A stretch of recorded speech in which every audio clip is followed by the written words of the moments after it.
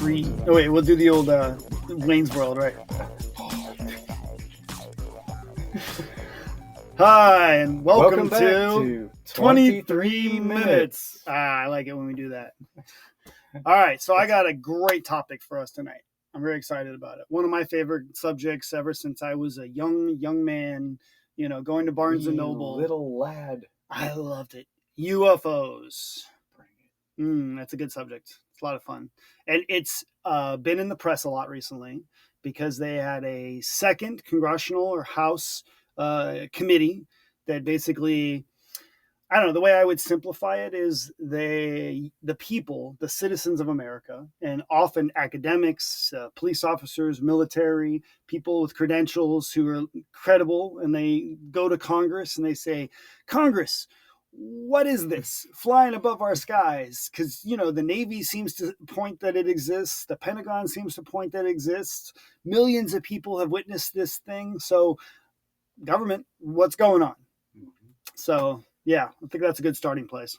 In this world, it's hard to hide from anything. So it is. Yeah. So, yeah. They're up there. If it's out there, somebody's going to see it nowadays. And they do. And they capture it on camera. There's a crazy amounts of interesting evidence that there is something floating around in our skies that we don't know what it is. The true term. What an anomaly? Anomaly. They what use is this anomaly? They use the new term UAP, but that seems to be a tactic to kind of like changing the subject. Yeah, it kind of hurts my brain. Like UFO makes sense. UFO makes sense. Unidentified flying object. Yeah. Then you tell me, hey, we just saw a UAP. Like it makes my brain scramble. Like, what does that stand for? What does that mean? Well, we have, we've got a long history with these things.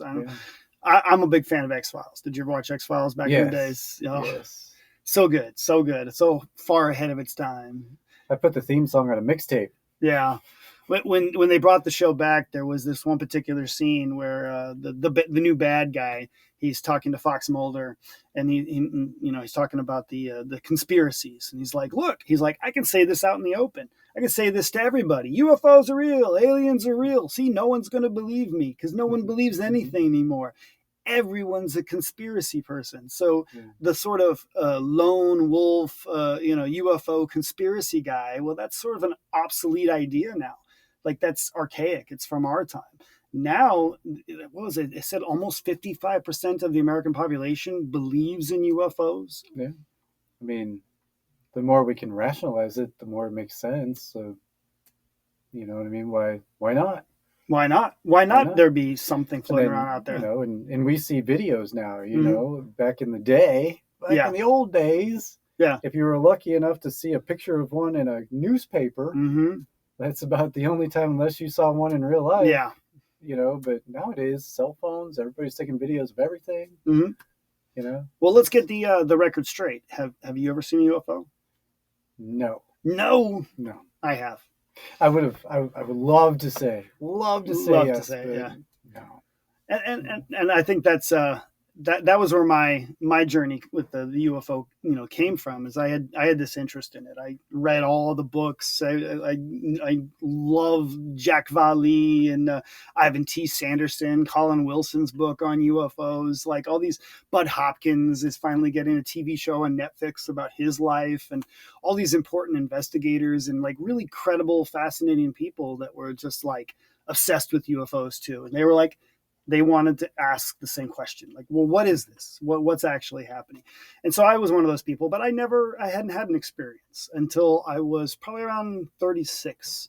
I had this experience where I walked out on a porch and I saw these 4 orange lights, and I noticed that the one orange light just disappeared. So that's what really kind of caught my eye. And I was like, okay, what's going on?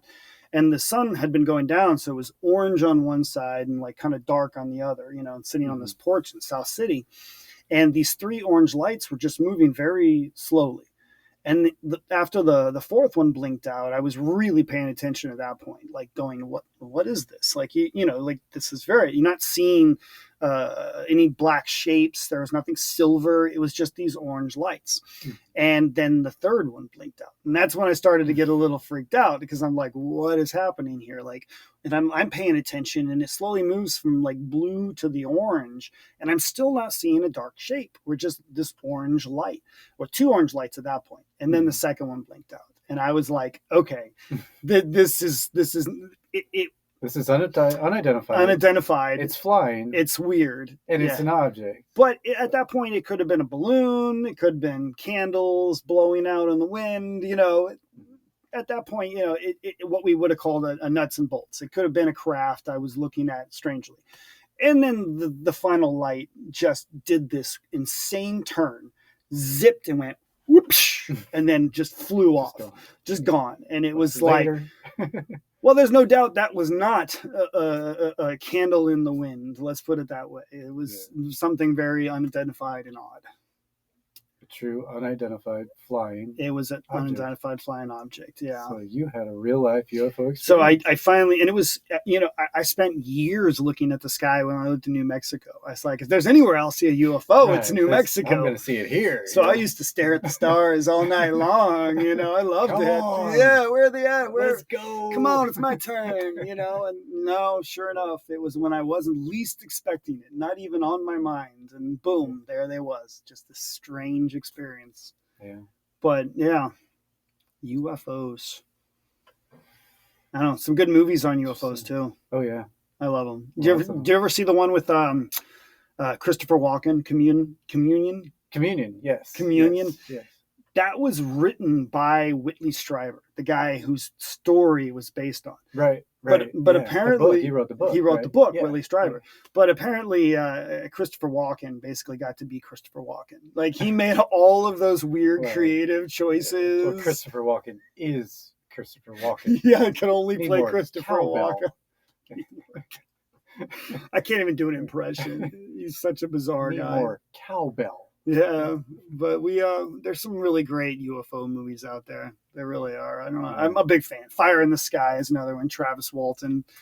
I don't know. I'm like an encyclopedia for like UFO sightings. Like I know I've read the books going back to Roswell. For instance, Roswell is a good example because that's 1947. Thousands and thousands of witnesses all across America saw this thing.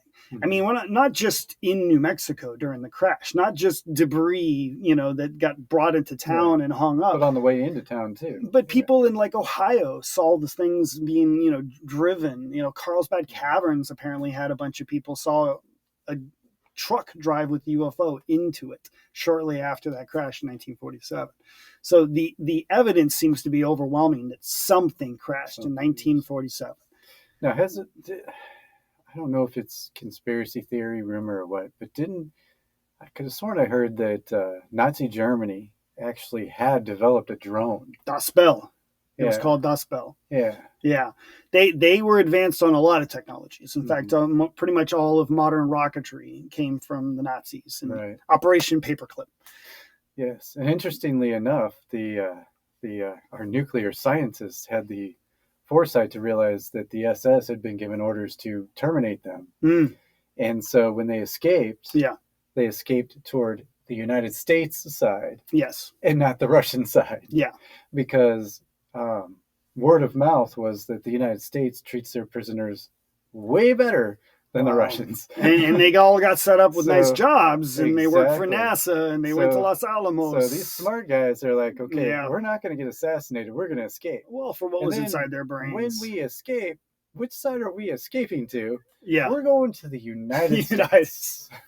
But this brings up, I think, going back to the congressional idea of like American citizens asking, and we've been asking for a long time, you know, what are you hiding? What is the government hiding from us? We would just kind of like to know what this is.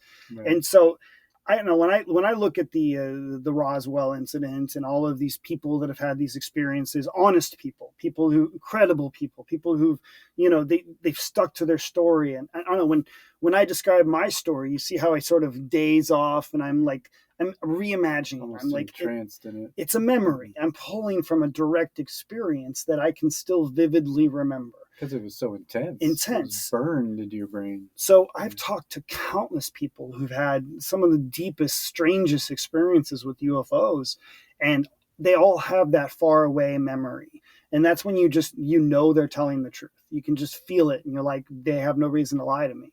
They're not lying. They're not writing books. They're not on podcasts. Right. Why would they make this up? They're not making There's it no up. motive. They just want answers. And here we are, I've been studying UFOs since the 90s. And, you go back to some of the researchers going back to the 70s. Jaques Valle is still doing his work, and he's a computer scientist out of California, French person. In fact, that movie, Close Encounters of the Third Kind. Yes. The French researcher. Devil's Mountain. Yes. The French researcher in that movie was based on Jaques Valle, who was an actual real UFO researcher. That's awesome. One of my favorites. But he came up with this wonderful idea called an ultra-terrestrial. And his idea was, don't call them something from outer space. That seems pretty outrageous. We don't know that. That's out there. It's really, we don't know that they're aliens from outer space. We don't know that. We just know there's something floating around up there. Unidentified. They're unidentified. For the time being. So, but he would look back at like our mythology surrounding elves and say, well, it seemed to be the people that lived there had direct experiences with these creatures that came out of caves and the sky and stole babies and, had all this mythology that what if those were real? What if the Chinese dragons were also UFOs? What if the Egyptians were literally experiencing something that we can't quite understand? I don't know. So he calls them ultra-terrestrial. Egypt, it looks like a cosmic runway. Absolutely. It's a map of the stars. And the mathematics is just unquantifiable. It's just crazy. It is crazy. And I have to qualify. When I say it is a map of the stars, that's work from a guy named Schwaller. And he would look at not only Giza and the idea that Giza is an exact replica of the stars above it, in a particular constellation. Mm-hmm. And Leo is one of the theories of what the Sphinx represents. But every single Egyptian site is also overlaid and representing a particular star system. So it literally is an 8,000-year plan where the ancient Egyptians created a map of the stars on the earth. So that's what I mean by that. That's such a bizarre idea that if they come from outer space, if they're coming from above, well, then our ancient people seem to understand that. Maybe, I don't know, if they interacted with them, there seemed to be this connection with the stars. There would have to be a direction from somewhere. Have to. Where would the motivation come from? It would. Yeah. You had something you were going to bring up that I thought was rather interesting. Right. And that was a pretty good segue. Before I went into the map in ancient Egypt, you had a great segue there. And it was, these beings, I think back, I know in the Mormon religion. So they do believe like in the afterlife, we could inhabit other planets. We could have come from other planets. We could have these lifetimes on other planets before and after and everything. And so it's kind of like that kind of brings around the religious aspect of, is this a dimensional thing? Is this a time? I hesitate to use the word time travel. Time barely exists. I prefer like maybe portal or something. Yeah. To where it's us. Perhaps us. Like it's us in another lifetime on another planet in the universe. Like a cosmic memory. Right. Yeah. Like, is it a cosmic memory? Is it a foresight? Is it a future self coming to say, prevent something from past self? I don't mean to get Bill and Ted here. No, it could be anything. But throw out any wild idea. It could be an enigma. And, in biblical times, a lot of people are saying like the burning bush, these experiences, they were, they talk about being visited from the heavens. An angel came tangible, down real experience for them. It was tangible, real experience. Yeah. From something unidentified. Absolutely.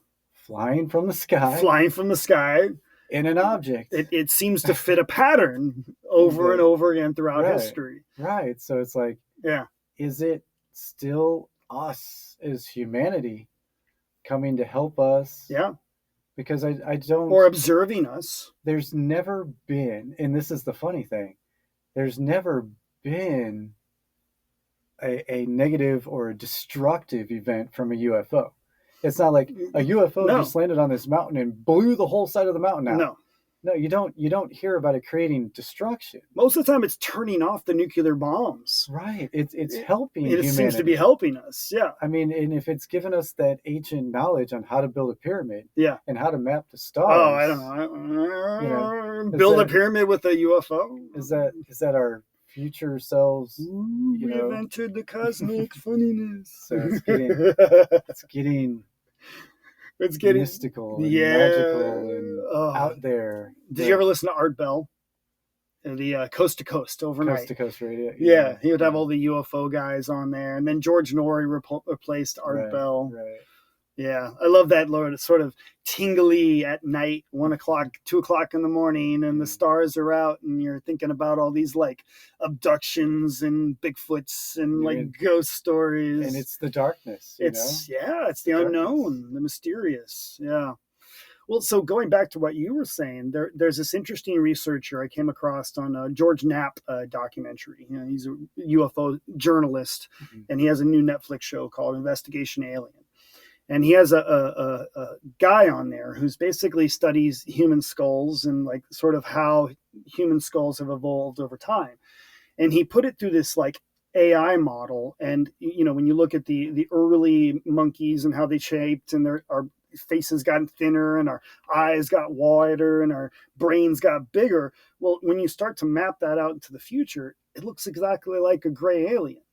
And he makes the point that these gray aliens that people have seen throughout time and history and back in the 1950s and 60s, old UFO lore, well, that also, because they're bipeds, could just as potentially be us as it would be something from another planet. It could be the seed creature. It could be time travelers. The basis. Yeah. The basis? What do you mean by that? All right. Like the baseline. You went a little weird there. I like it. So like the baseline, you said if you put them all together. Yeah. All the skull shapes and everything else. So you get down to the common denominator. It's like the human without all the animalness. It's the base. It's the core. Maybe. So to speak. Because if you're morphing them all together and they all look like that, that's the product. I don't know, but I do know that our appearance and our size and our stature and our shape is directly related to our environment. Oh, 100%. With our gravity, our mass, our volume, the diameter of our sphere relative to gravity. Yeah. So we look the way we do because we live on Earth. All the attributes of the Earth are within us. We have the molecular building blocks of this Earth. We're no taller and no shorter due to gravity and the diameter of our planet. We're perfectly built for it. Right. So what if the aliens are built for space travel? They're like humans built for space travel. Or they're here from another planet with it. Takes me back to what was it, Crete, where they had the giant people. Giants. They recorded all over the world. Patagonia. Building. Well, I mean, if you live on a planet that's got a different size sphere, you're going to be a different gravitational force. You're going to be built. Yeah. A lot bigger. Well, and that goes back to some of one of my favorite UFO writers was Zecharia Sitchin, who apparently he said he broke down the Babylonian texts, and there's only like 5 people in the world who could read like cuneiform. And he came up with a wildly different story about how humanity started on this planet because we were seeded by a species from the stars. And that they came here and they created these sort of hybrids and multiple different species of hybrids to do different tasks. But then their planet sort of drifted away, he called the 12th planet. And that it's got this long elliptical that's like 10,000 years or something. So they've been gone for 10,000 years and they might be cycling back again. And it's kind of a wild idea, but he bases it all on like Babylonian texts. It kind of makes me wonder. It's weird. It kind of makes me wonder if there was some kind of cosmic competition out there where, this faction built the Neanderthal and this faction built Homo sapiens. Yeah. They're Homo sapiens. To match the environment that they lived in. Like, okay, this is our hybrid. Yeah. This is our hybrid. And then eventually when the masters left. Right. It's like, okay, which one's my hybrid beat your hybrid, But where did they go? Are they still out there? Are they in the moon? Are they in the backside of Mars? I have Neanderthal DNA in me. I meant the masters, the ones that what do they call them? The Anunnaki. Yeah. The Anunnaki is the term they use. So according to 23andMe, I do. So yeah, well, I get that part. So, but it's funny. It's just kind of like, is this a game board? Are we a cosmic game board? We don't know. So I mean, most of what we don't know is unidentified yet. Well, there's another theory that what Earth represents is a sort of medicinal, resource-thick environment, like a zoo that not only has DNA that can be used by whoever out there, but we also have plants and animals and all these kind of unique things. Like it goes back to the cattle mutilations, and there's a lot of weird evidence. I honestly thought northern New Mexico was and southern Colorado was a big hotspot for that, but apparently Oregon had enormous amount of records by police officers and researchers who found these cows that just drained and parts taken out of them, and it was almost like in thin air. There was no blood spillage, there was no tracks. It was like they were picked up, to use the old and ironically dropped. Isn't Oregon the capital for Sasquatch sightings? Ooh, yeah. I've always thought Bigfoot was one of them. You heard it here first. Is that a third party joining the game? I've always thought Bigfoot didn't want anything to do with humans. It seems like is more of a nature-based person. Like its creature, whether it's from here, maybe goes back to the Anunnaki. Maybe it was like the Himalayan, species that Well, it probably looks at us like we look at chimpanzees, man. Yeah.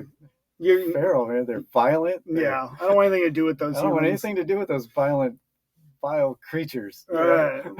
So let's get to some conclusions. Okay, we got them. They're still unidentified. We don't know what the aliens look like or what they're all about, or if they are us, or if they're us or aliens from interdimensional. We have no clue. The government doesn't seem to be telling us anything. We can't seem to force them to play their hand. So it kind of leaves us back in that sort of mysterious spot again, where we don't know. And I love how you brought up the transparency of the government.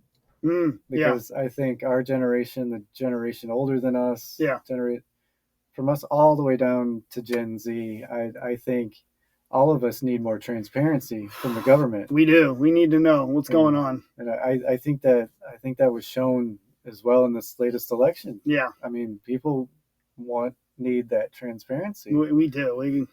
It's been a long road, and that takes me back to the idea that they Operation Paperclip. They literally hid all of these things from us. All of the nuclear bomb. They hid the wars, the reasons for the wars. They've been hiding everything, and they've been hiding what's in our skies and what's in our waters. We just need to know what's going on. That's what I'd like to know. They didn't want to create panic.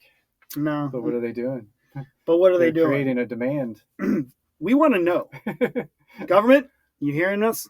Inquiring minds. We want to know. Fill us in. We'll take any whistleblowers on our podcast. But I tell you what, it's probably going to turn out to be unidentified flying objects. It might be, absolutely. And well, if we do get the whistleblower on there, just remember, we only got 23 minutes to do this thing. That's right. And we're out of time. Later. See you guys later.